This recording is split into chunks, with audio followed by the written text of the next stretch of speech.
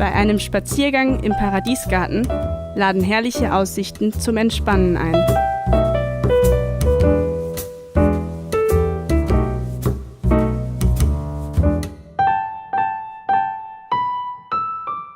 Genuss wird hier groß geschrieben. Und auch Zeit sollte man sich nehmen. Denn Deidesheim ist eine Sita Slow.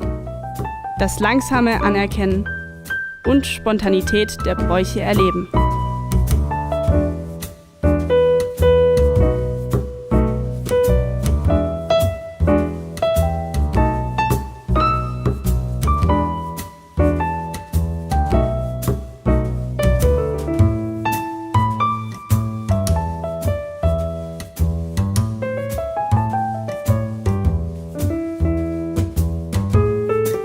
Neben dem Wein lebt hier auch die Kunst, von Malerei bis Keramik.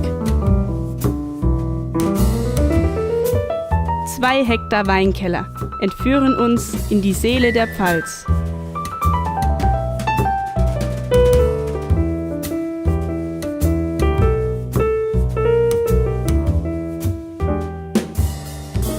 Deidesheim, Genüsse pur erleben.